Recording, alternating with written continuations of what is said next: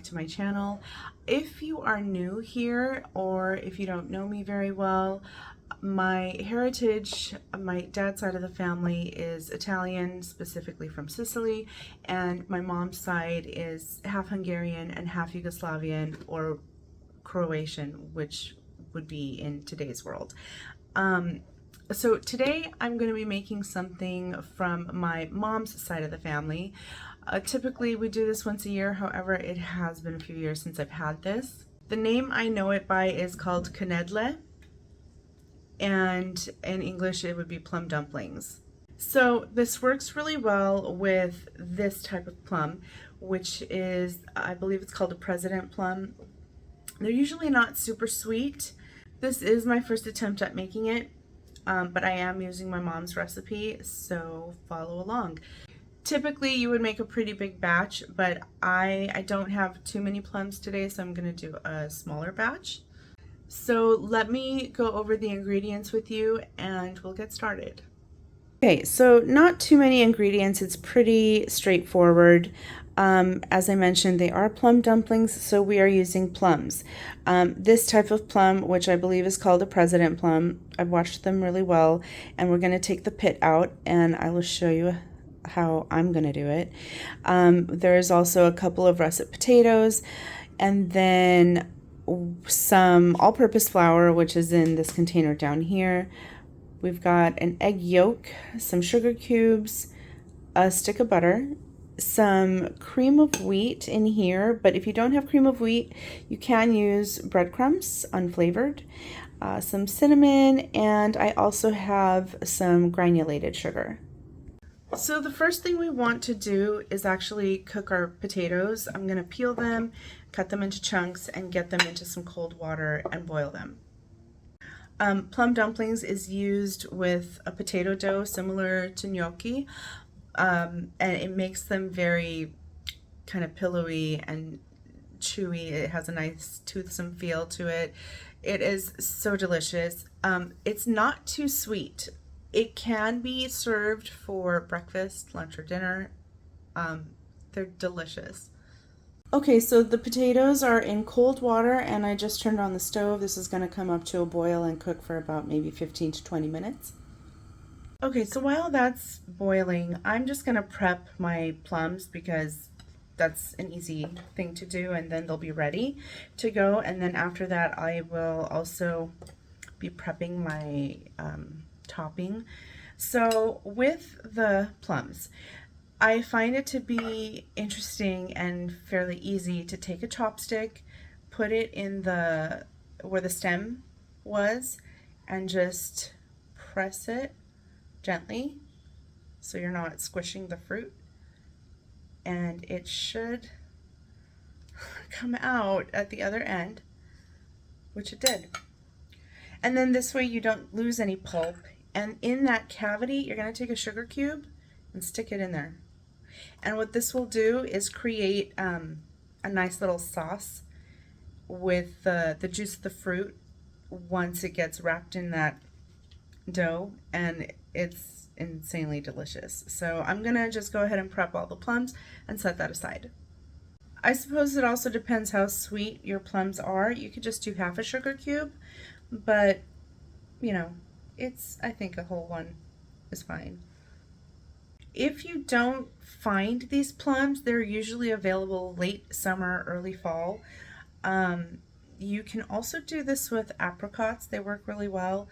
I like finding the smaller ones. These are a little bit on the larger side, but if they're smaller, the dumplings are just nicer. And I like to use the whole fruit because if you cut them, which you can cut them, it's just the wetness of the fruit may not allow the dough to close all the way really nicely without slipping.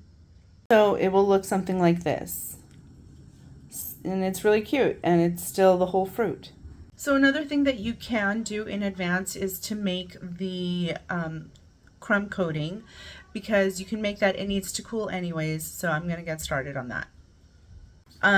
For this, you will be using the cream of wheat or the breadcrumbs or a mixture of the two, and some sugar as well as the cinnamon, and you're going to add some hot water. Okay, so my water is almost done on the kettle. I'm going to heat up a large skillet and I'm going to add a couple tablespoons of neutral oil. I'm doing vegetable oil. To this, you're going to add your cream of wheat and you're going to just start kind of cooking this.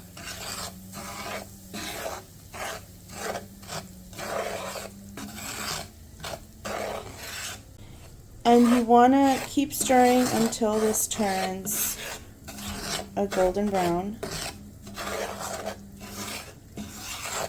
Once you start smelling it, you're going to add some water.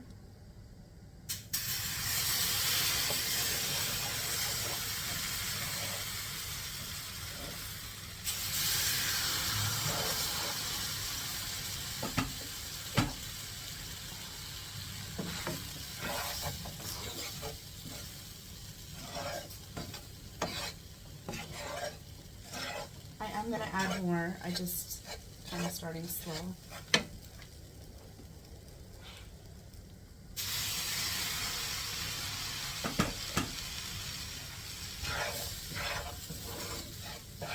So by adding the water, you're cooking the cream of wheat and it'll get fluffy. And for the amount of cream of wheat that I used, I did about almost 2 cups of water. And then to this, I'm going to add some sugar to sweeten it. I know it seems like a lot, but there really isn't, you know, in the whole thing, it's not that bad.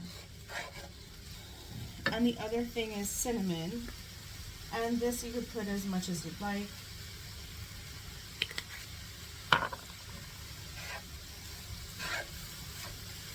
And you will want to taste it, just in case you want to add anything more.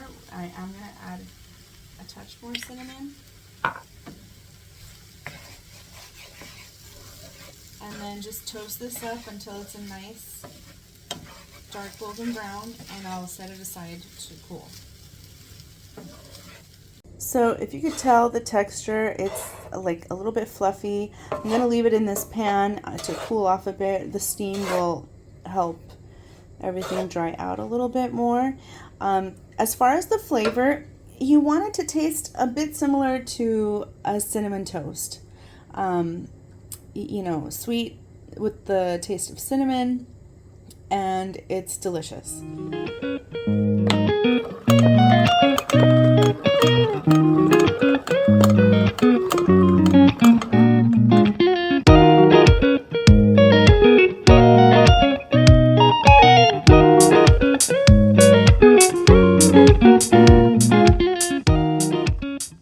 And then to the potatoes, you're going to add in the stick of butter and just kind of leave it there.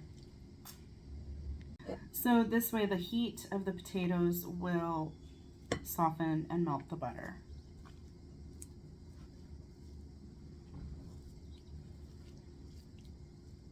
I'm just going to set this aside and clean up a little bit. Okay, so I have some flour here. I've already added some salt, and I'm just going to make a little well. I'm going to add the potatoes. They have cooled down, as well as the egg yolk.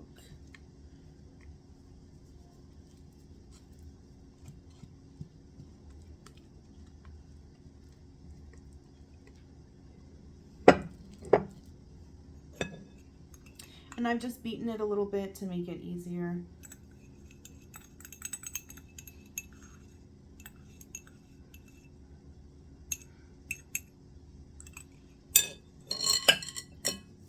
And we're going to start combining this until it comes together. And then you're going to start kneading it until it comes into a dough. Try not to overwork it too much, but just until you don't see any more like streaks of flour.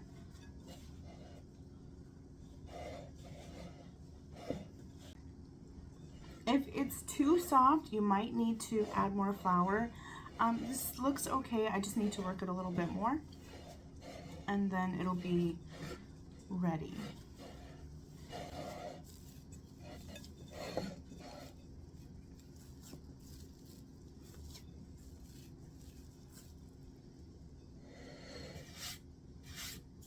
Okay, so working with the first piece, the second one is covered. I'm gonna, let's see, I have 1, 2, 3, 4, 5, 6, 7, 8, 9. I have 10. So I'm gonna portion this into 5.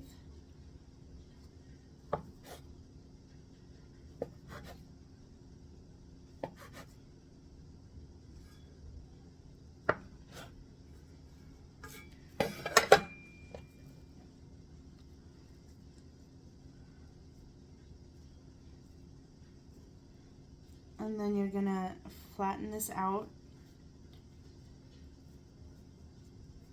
Stretch it out a little bit.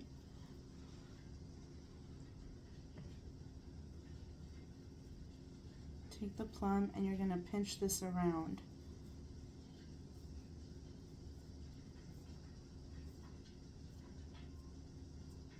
And I do have a pot of water boiling, so make sure that it's closed pretty well. Pinch it a few times, and then maybe just roll it to kind of even it out, and set that aside. And just keep going. So you're gonna take a piece, flatten it as best as you can. You don't need to roll it out. That's not what this is.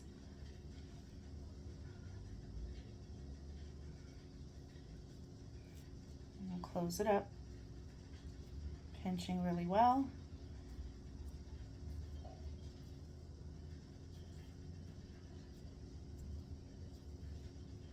And kind of forming a nice little dumpling. Like that. You could actually put them on a floured surface, but I'm not making too many, so this is gonna go pretty quick for me. And I hear actually my water boiling behind me. Okay, another really useful tool you're gonna want is a spider. Mine is a little bit on the smaller side, but I love this thing. I use it to scoop out pasta. Anytime I need to fry something, I use it. It's a really cool tool to have, and it's better than just like a strainer or a slotted spoon because of the wider area it provides. So I'm gonna be boiling the dumplings until they rise to the surface. It's probably going to take several minutes. Some of these are on the bigger side, so it just kind of all depends. You don't want to overcrowd your pot. I would say in about a single layer, and then as they float, give it another minute just to make sure they are cooked through, and then we'll toss it in the cream of wheat mixture.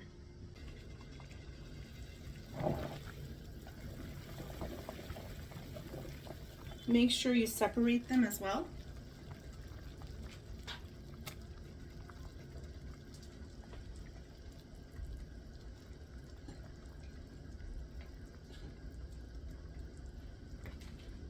I'm gonna do 2 more.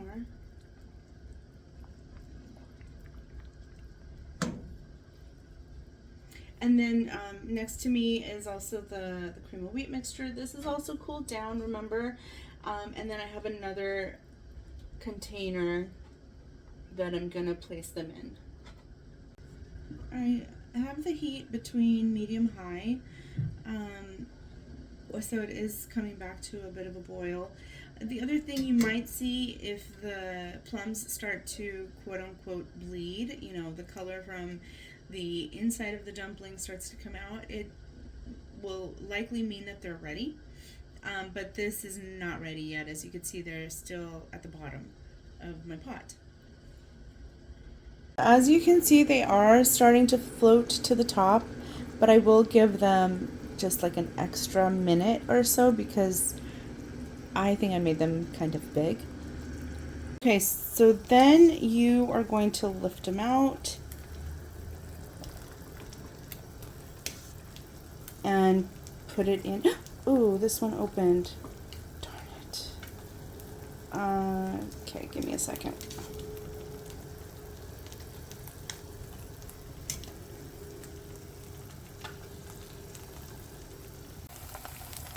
And you're just going to toss this in the mixture.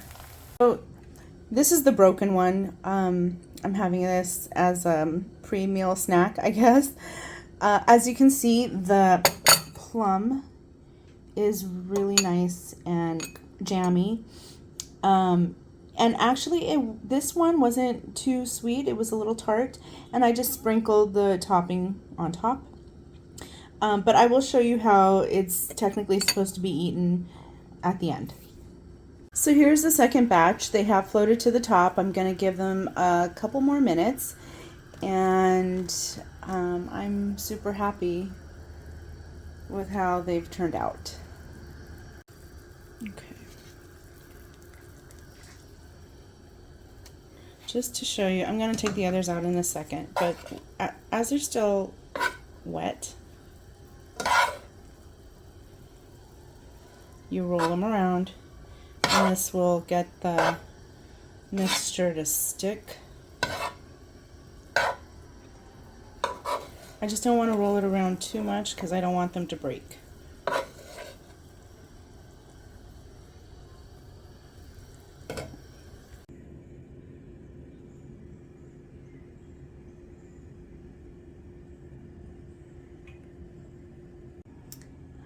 I keep the extras in a casserole dish, but this is going to be my very late breakfast / lunch. I know, it's beige, probably not the most attractive thing, but that's only because you haven't opened it yet. Okay. So I like to put extra cream of wheat on top, but that's just me. So when you cut into this, this is not going to be as juicy, but that's deliciousness. And what you'll do is put some sour cream, or you could do yogurt. I have both, but I just kind of feel like a little sour cream today.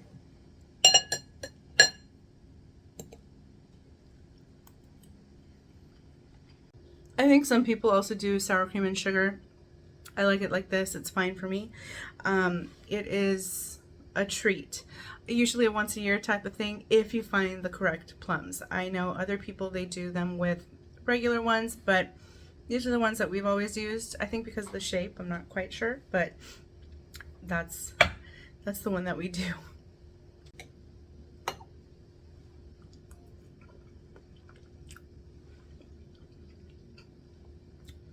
It's really nice. The plums are cooked, which is good. They will have like a jammy texture, so I really like that. If you're not into that, this might not be the dish for you.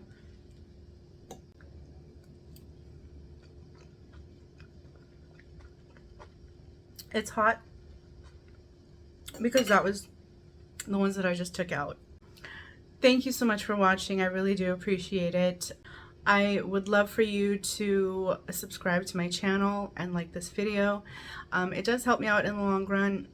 I haven't posted too much recently, but I would like to maybe do more once a month. Maybe not as frequent just because of other things going on. I am going to enjoy this, and we'll see you all next time. Bye.